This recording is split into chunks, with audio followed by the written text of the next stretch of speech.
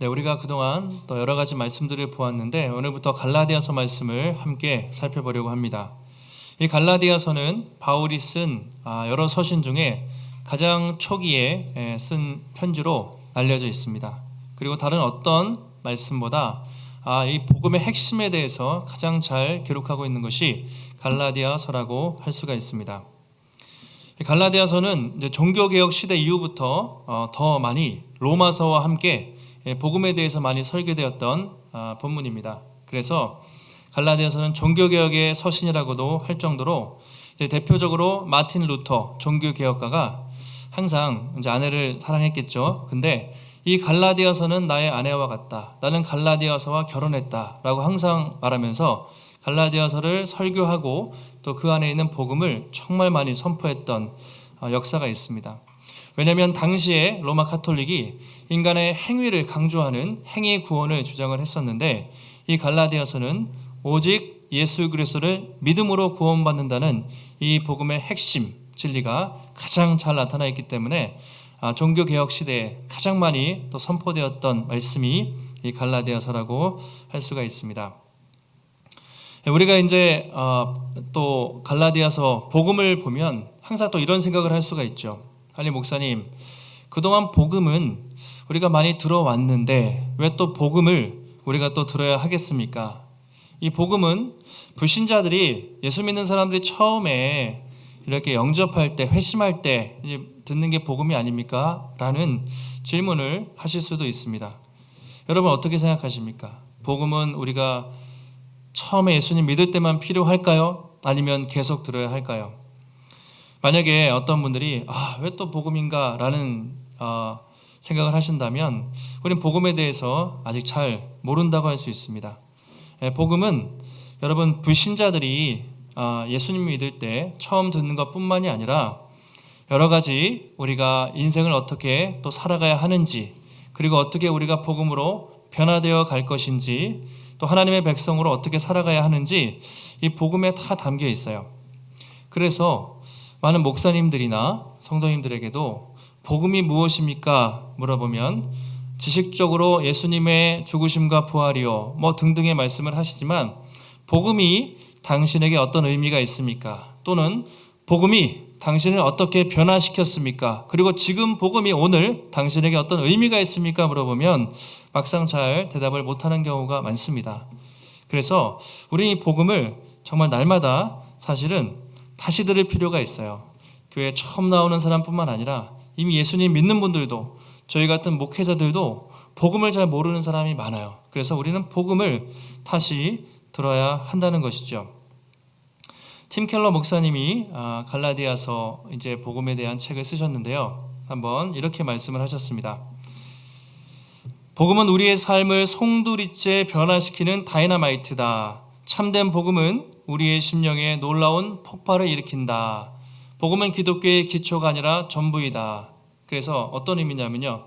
다이너마이트 같은 복음의 폭발력, 복음이 그 사람에게 제대로 선포될 때 그 사람을 뒤집어서 변화시키는 엄청난 능력이 있고 또 복음은요.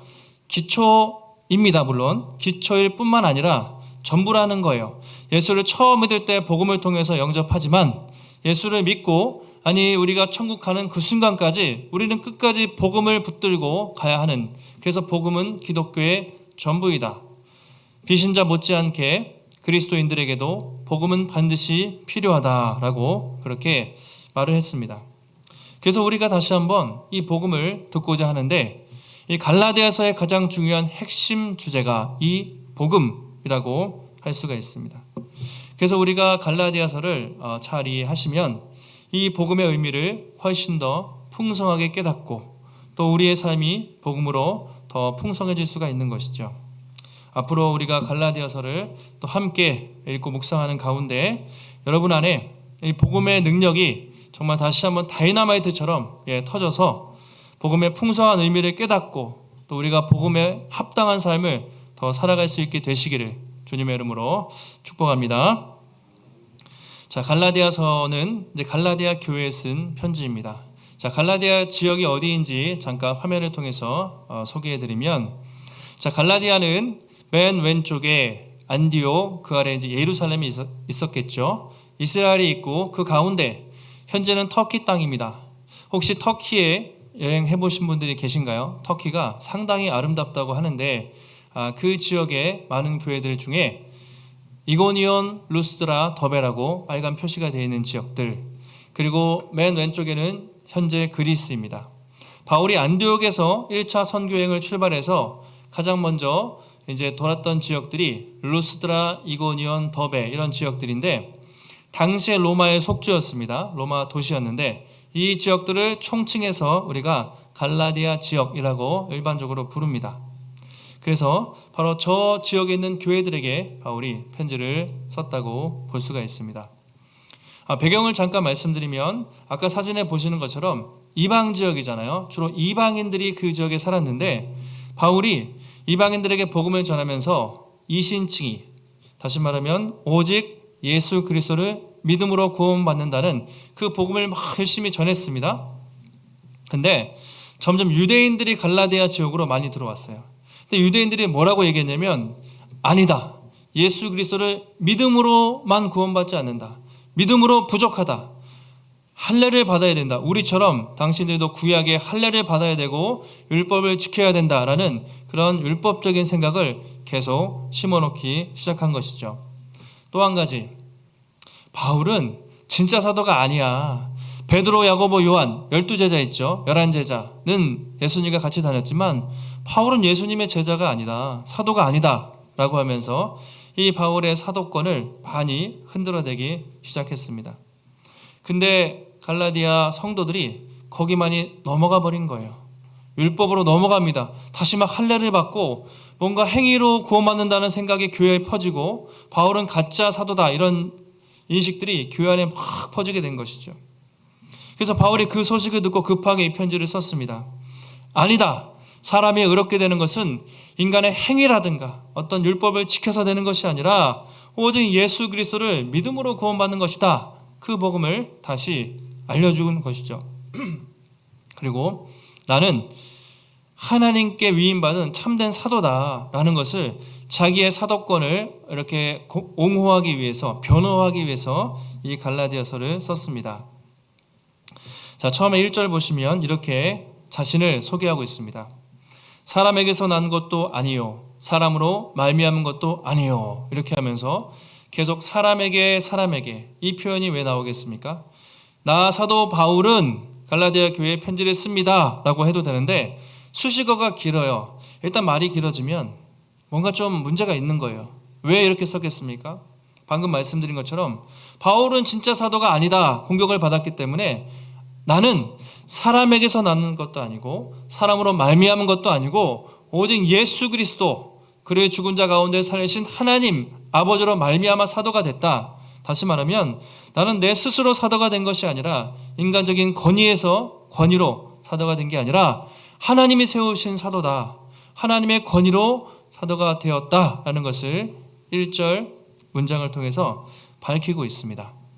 자, 그러면서 2절에 수신자에 대해서 말하는데요. 갈라디아 여러 교회들에게 편지하노니, 자, 여러 교회들이라고 말하고 있습니다. 특정한 교회가 아니라요. 그러니까 어떤 서신들은 바울이 어떤 로마 교회, 데살로니가 교회, 특정 교회들을 대상으로 쓴 편지들도 있는데 이처럼 갈라디아 여러 교회들 돌아가면서 보라는 것이죠. 루스드라에 있는 교회, 또 이고니온, 더베에 있는 교회들, 회람용 서신이라고 해요. 편지를 가져가면 이제 한 교회에서 쭉 읽겠죠. 그리고 그것을 갈라디아 지역에 있는 다른 교회에 가져가서 또 읽으면서 갈라디아 지역에 있는 바울이 복음을 전했던 그 교회들이 같이 돌아가면서 읽을 수 있도록 회람용 서신으로 편지를 보냈습니다. 자, 그런데 본론에 들어가기 앞서서 4절 말씀을 해요. 아주 중요한 말씀인데 과거에 자신이 전했던 그 복음의 핵심을 이 한 문장으로 정확하게 요약을 하고 있습니다. 이 문장이 참 중요합니다. 같이 한번 1장 4절 읽겠습니다. 시작.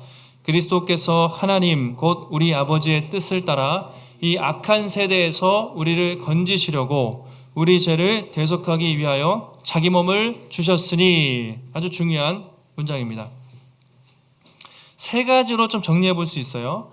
그리스도께서 구원의 주체입니다. 누가 이 구원을 이루셨냐? 예수 그리스도께서 이 구원을 이루셨다.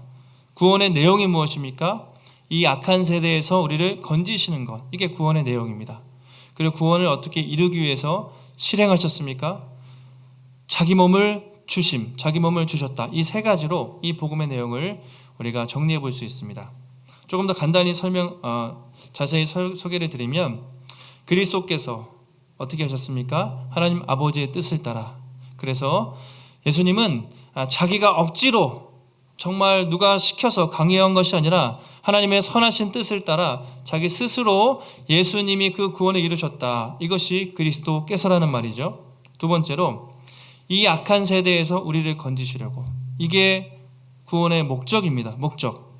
이 악한 세대, 사단이 지배하고 있는 세상이죠. 공중의 권세 잡은 자가 지배하고 있는 이 악한 세상에서 우리를 건지시려고 1차적으로 이 악한 세상은 바울이 살았던 로마 시대를 말하겠죠. 그 당시의 시대. 여러분 역사를 보시면 로마 시대 얼마나 타락하고 살음과 또 간음과 동성애와 윤리도덕적 타락들이 엄청나게 많았던 그 세상이 로마 시대입니다. 1차적으로 로마 시대. 그러나 2차적으로는 지금 우리가 사는 시대죠. 우리가 사는 시대. 여러분 어떻습니까? 전 세계의 어떤 역사에도 비교도 정말 더할 정도로 엄청나게 사실은 악하고 음란하고 타락한 시대죠. 그 시대에서 어떻게 해요? 우리를 건지시기 위해서 예수님이 오셨다. 여러분 건짐이라는 말이 오늘 가장 중요합니다. 건짐. 헬러 엑셀레타이라고 되어 있는데요. 건지다, 구원하다 또는 구출하다 또는 어디서 해방하다 이런 의미예요. 상당히 중요한 말입니다. 구원하다, 구출하는 거예요. 어디서 해방시키는 거예요. 조금 더 설명드리면 영화나 드라마를 보실 때 인질에 잡혀 있습니다. 그래서 적들에게 잡혀서 이제 거의 목에 칼이 들어와서 죽기 직전인데 막 특수부대 있죠. 뭐 네이비실, 델타포스 이런 특수부대가 와가지고 적들을 죽이고 다 구원할 때 그때 구원하다, 구출하다 라는 말을 쓰죠. 비슷한 의미입니다. 또는 물에 빠져서 막 죽기 직전이에요. 막 발버둥 치고 허우적대고 있는데 119 구조대가 와서 손을 내밀어서 딱 건짐을 받았어요. 이것이 구원하다, 구출하다는 의미입니다. 그러니까 여러분 우리가 받은 구원이, 우리가 받은 건짐이 이렇다는 거예요. 하나님은 우리를 이 더럽고 악한 세상에서 사단의 권세 아래에서 허우적대고 물에 빠져 죽는 상태에 있었는데 예수님이 오셔서 십자가의 죽으심으로 우리에게 손을 내미시고 우리의 손을 건져주셔서 우리가 그 사망과 그 죽음에서 건짐을 받았다, 구원을 받았다. 이것이 악한 세대에서 우리를 건지셨다는 의미입니다.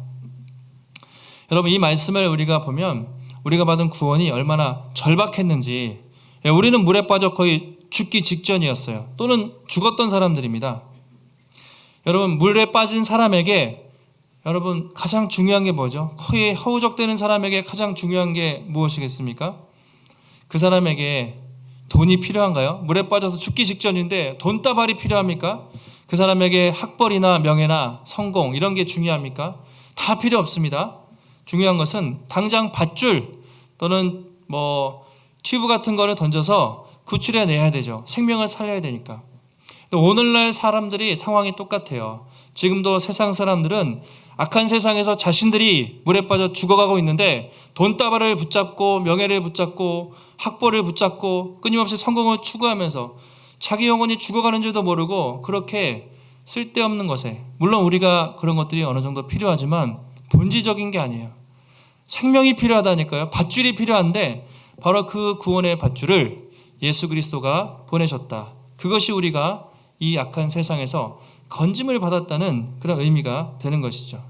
그만큼 우리가 구원받았다는 것은 여러분 생명의 구원을 받았다는 겁니다. 상당히 중요한 의미가 되겠습니다. 바울이 이것을 골로새서에서 비슷하게 표현합니다. 골로새서 1장 13, 14절에 이렇게 표현합니다. 같이 한번 읽겠습니다. 시작.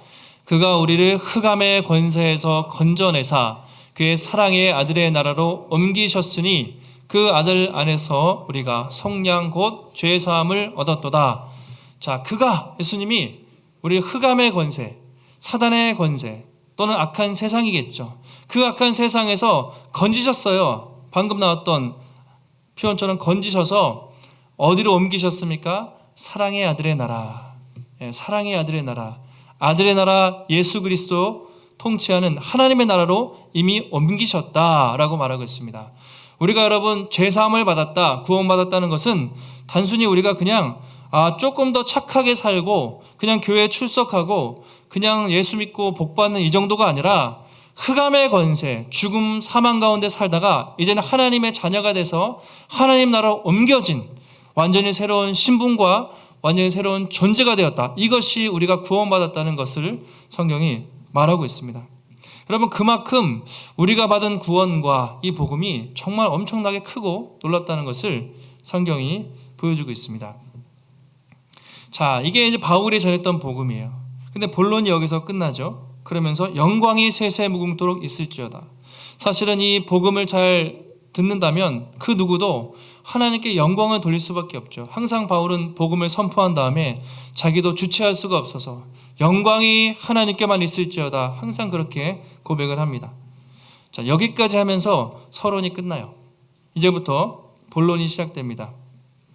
성경을 여러분 갈라디아서를 집에 가서 한번 꼭 읽어보시면 좋겠는데요. 읽어보시면 알겠지만 편지를 쓸 때는 항상 어조, 그 사람의 분위기가 있어요. 근데 바울의 분위기가 어떻습니까? 왠지 이상합니다. 평소 바울과 다르게 상당히 세게 강하게 말하고 있어요. 바울이 쓰는 편지에 그 패턴이 있습니다. 항상 발신자, 사랑하는 하나님 안에서 사도된 바울은 자신을 소개하죠. 그 다음에 사랑하는 누구에게 또는 어떤 교회 성도들에게 수신자를 기록합니다. 그 다음에 항상 본론에 들어가기 전에 나오는 것이 있는데 감사 제목입니다. 사랑하는 로마 성도들을 생각하면서 내가 항상 감사했다. 대부분이 감사의 내용들이 대부분의 서신서에 나옵니다. 고린도전서, 에베소서, 빌립보서, 골로새서. 여러분 한번 앞에 나중에 이렇게 서론을 보시면 항상 대부분 감사 인사가 나와요. 언제 어떤 상황에도 감사를 고백합니다. 그런데 오늘 이 갈라디아서에는 감사의 내용이 없습니다. 우리가 이것을 감사 단락이라고 표현하는데 문학적으로 감사 단락이 없어요. 바로 본론으로 들어갑니다. 그런데 그 본론의 내용도 상당히 강력한, 초장부터 감사 단락을 빼고 그냥 바로 쏘아 붙이는데 갈라디아 성도들을 책망합니다. 평소 바울이 쓰는 편지랑 달라요. 그만큼 갈라디아 교회 안에 뭔가 심각한 문제가 있었다는 것을 이 문체를 통해서 볼 수가 있습니다. 자, 바울이 뭐라고 합니까? 6절 말씀 같이 한번 읽겠습니다. 시작. 그리스도의 은혜로 너희를 부르신 이를 이같이 속히 떠나 다른 복음을 따르는 것을 내가 이상히 여기노라. 그리스도의 은혜로 너희를 부르신 이를 이렇게 속히 떠나 다른 복음 따르는 것을 내가 정말 이상하게 여긴다. 이렇게 기록되어 있습니다. 자, 한글 성경에는 보통 동사가 마지막에 있으니까 이상히 여긴다는 말이 맨 뒤에 나오지만 헬라어 원문을 보시면 이상히 여기노라 나우마조라고 되어 있는데 이 표현이 가장 먼저 나와요. 어떤 느낌이냐면 너무 깜짝 놀라다, 도저히 이해를 못하겠다, 아주 경악을 금치 못한다, 막 그럴 때 쓰는 표현이 이상히 여기노라 사우마조라는 표현입니다. 그러니까 원어 그대로 번역을 뉘앙스를 살려서 표현하면 내가 도저히 이해를 못하겠다, 너희가 이렇게 빨리 어떻게 그 복음을 떠나서 다른 복음으로 갈 수가 있겠냐, 나는 도저히 이해를 못하겠다라고 바울이 쓴 것이죠. 내가 예전에 전했던 그 복음을 어떻게 이렇게 빨리 떠날 수 있냐, 도무지 이해할 수 없다라는 의미입니다. 속히 떠나다라고 아까 했었는데요. 그 복음을 속히 떠나, 이 떠나다라는 말도 중요한데 탈영하다라는 의미가 있습니다. 군인이 여러분 군대에서 무장 탈영하면 처벌받잖아요. 가장 나쁜 짓이 탈영하는 것인데 바로 그런 의미예요. 너희가 이렇게 속히 예수 그리스도의 복음에서 탈영을 해서 그 귀한 복음에서 떠나서 어떻게 다른 복음으로 변질될 수 있냐. 바울은 그 너무 심각한 배신감, 참 그 아픈 마음을 갈라디아 성도들에게 느끼면서 강하게 이렇게 편지를 쓰고 있습니다. 자, 7절에도 책망을 계속해요. 다른 복음은 없나니, 계속 다른 복음 계속 이 표현이 나올 겁니다. 다른 복음은 없다. 사람들이 너희를 그렇게 혼란을 시켜도 넘어가지 말아야지 어떻게 그렇게 쉽게 다른 복음으로 넘어갈 수가 있는가 라고 하면서 아주 강하게 질책하고 또 안타까워하는 바울의 모습을 우리가 이 편지를 통해서, 이 말씀을 통해서 알 수가 있습니다. 자, 8절에서 경고해요. 이제 더 나아가서 엄청난 경고를 합니다. 그러나 우리나 혹은 하늘로부터 온 천사라도 우리가 너희에게 전한 그 복음, 바로 예수 그리스도 그 복음 외에 다른 복음을 전하면 저주를 받을 것이다 라고 하면서 이제는 저주라는 말까지 강력하게 사용하고 있습니다. 9절에도 마찬가지예요. 다른 복음 전하면 저주를 받는다. 나도, 심지어 천사도 그 누구도 다른 복음을 받으면 나만 하지 못한다. 저주를 받을 것이라고 아주 강력하게 경고를 하고 있습니다. 자, 그럼 우리는 이런 질문을 할 수가 있죠. 도대체 다른 복음이 뭐길래 그 바울이 이렇게 흥분을 할까? 바울은 원래 여러분 사랑의 사도잖아요. 바울이 이렇게 흥분하지 않습니다. 정말 사랑 많고 그 사랑 때문에 목숨을 내주는 사람인데 여기서는요 엄청나게 흥분하고 분노해요. 도대체 이 바울은 왜 이렇게 강력하게 책망을 할까? 또 한 가지, 도대체 왜 갈라디아 성도들은 그 처음에 순수했던 복음에서 벗어나서 이 다른 복음으로 변질됐을까? 이 두 가지가 우리의 의문입니다. 오늘 성경에서 갈라디아서 전체를 볼 때 바울이 말했던 그 다른 복음은요 한마디로 이것입니다. 예수 그리스도, 오직 예수 그리스도를 믿음으로 구원받는다는 그 은혜의 복음이 아니라 인간의 행위와 공로를 자랑하는 행위 복음, 다시 말하면 아까도 유대인들이 말했던 사람은 율법을 지켜야 또는 할례를 받아야 의롭게 된다는 그 율법주의적인 생각들, 이것을 말합니다. 구약시대에 우리는 할례를 받았다. 택한 민족이다. 그러니 여러분들도 할례를 받아야 된다. 이게 뭐가 문제냐면요, 예수 그리스도를 믿는 것으로 충분하지 않다는 것이죠. 거기에 덧붙여서 할례도 받아야 되고 또 정결법도 지켜야 되고 수많은 율법을 지켜야 구원을 받는다고 그렇게 강조를 했던 것입니다. 한마디로 오직 믿음이 아니라 믿음 더하기 플러스 알파였어요. 믿음으로 부족해. 예수 그리스도 믿음으로 부족해. 거기에 뭐가 추가돼야 돼. 근데 그 추가돼야 하는 것이 무엇이었냐면 바로 인간의 행위였어요. 인간의 노력과 인간의 행위와 그 무엇이 추가돼야만 구원을 받는다는 이 잘못된 생각, 이것이 바로 율법주의였는데 바로 그것을 바울이 다른 복음이라고 강력하게 정죄를 하고 있는 것입니다. 바울은요 이걸 도저히 받아들일 수가 없었어요. 왜냐하면 예수님이 죽으신 이유가 무엇입니까? 그 율법으로 인간이 안 되거든요. 아무리 말씀을 지켜도 도저히 의롭게 될 수 없기 때문에 그 인간들을 구원하시려고 십자가 지셨는데 다시 그 율법을 지키는 거로 예시대로, 구약시대로 돌아가 버린 거예요. 이것은 예수님의 십자가의 죽음을 부정하는 행위입니다. 하나님의 구원을 절대적으로 모독하는 그런 가르침이었어요. 그래서 바울은 도저히 가만히 있을 수가 없었던 것이죠. 암덩어리 같았습니다. 교회를 완전히 썩게 만드는 암덩어리 악성 종양이었습니다. 만약 여러분 가족 중에 정말 사랑하는 주변 사람 중에 만약에 누가 여러분 신천지에 빠졌어요. 이단에 가서 정말 날마다 거기 가서 미친 듯이 예배하고 정말 정상적인 삶을 살지 않는다면 여러분 우리가 그 사람 사랑한다면 가만히 내버려 둘 수 있습니까? 아니죠. 목숨이 달렸는데, 아니 영생이 달렸는데, 구원이 달렸는데 어떻게 이단에 있는데 가만히 있어요? 어떻게든 데리고 와서 돌아오라고 하고 끝까지 우리가 뜯어 말리고 그래야 되지 않겠습니까? 바울이 지금 그런 심정입니다. 참된 복음에서 율법주의로 다른 복음으로 돌아가서 다시 하나님을 대적하는 그런 자리로 빠지는 갈라디아 성도를 향해서 어떻게 보면 너무 안타깝지만 강력하게 책망을 하는 것이죠. 여러분 근데 지금 이 시대도 보시면요 우리가 복음 말은 해요. 그 당시에 갈라디아 사람들도 그걸 복음이라고 했어요.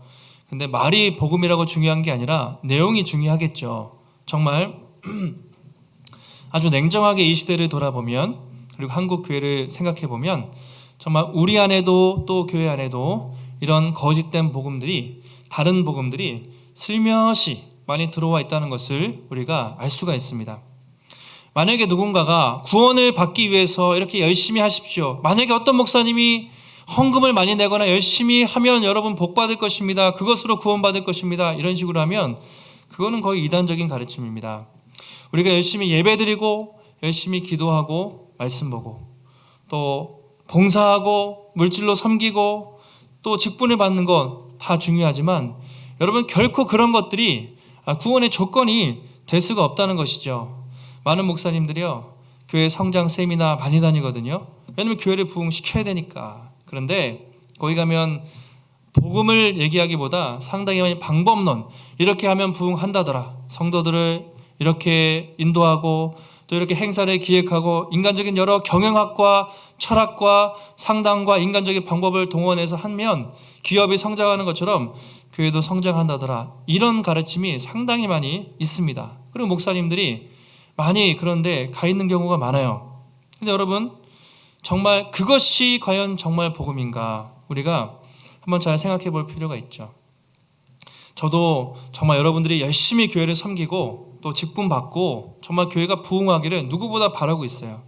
근데 중요한 것은 우리의 열심이, 우리의 그 어떤 행위가 우리가 구원받는데 전혀 도움이 안 돼요. 전혀 관계가 없다는 것이죠. 오직 구원은 예수 그리스도, 그분의 믿음으로 말미암아 있는 것이고 우리는 그 구원과 은혜에 감사한 마음으로 우리가 기쁨으로 순종하는 것이죠. 여러분 정말 그것이 중요합니다. 우리의 행위, 인간의 공로, 그것이 아니라 여러분 예수 그리스도의 복음에 단 1%라도 인간의 행위, 노력이 들어가면 0.1%라도 인간의 공로를 넣는 순간 그건 복음이 아닌 것입니다.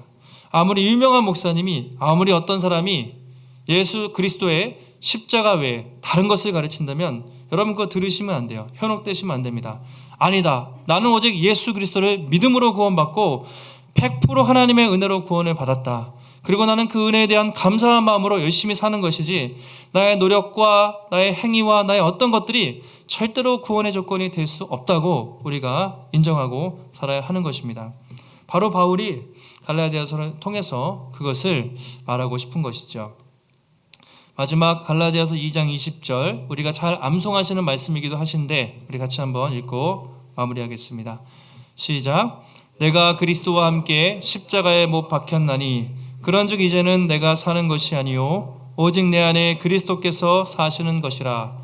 이제 내가 육체 가운데 사는 것은 나를 사랑하사 나를 위하여 자기 자신을 버리신 하나님의 아들을 믿는 믿음 안에서 사는 것이라. 아멘. 여러분 우리는 오직 예수 그리스도의 십자가와 부활을 믿고 오직 하나님의 은혜로만 구원받는 줄 믿습니다. 믿으십니까? 이 100% 은혜의 구원을 여러분 꼭 붙잡으셔야 돼요. 그리고 여러분 오해하지 마셔야 할 것은 은혜로 구원받았다고 해서 절대로 막 사는 게 아닙니다. 우리는 값싼 구원을 말하지 않아요.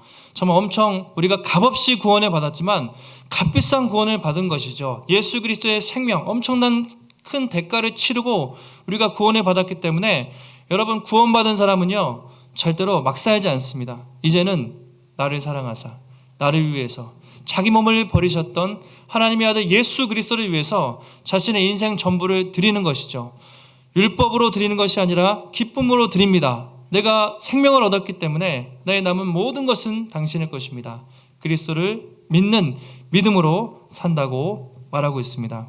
앞으로도 우리 모두가 살아가실 때 여러분 이 복음에 대한 확신과 여러분 담대함, 특별히 은혜의 복음, 이것을 꼭 붙드시고 우리가 정말 그 은혜의 복음 안에서 복음에 합당한 삶을 사시고 우리 복음의 숫교회 안에 세상적인 또는 변질된 복음이 아니라 오직 예수 그리스도의 참된 복음의 그 본질을 붙들고 그 복음 안에서 아름답게 성장해 나갈 수 있는 복된 공동체가 되기를 주님의 이름으로 축원합니다.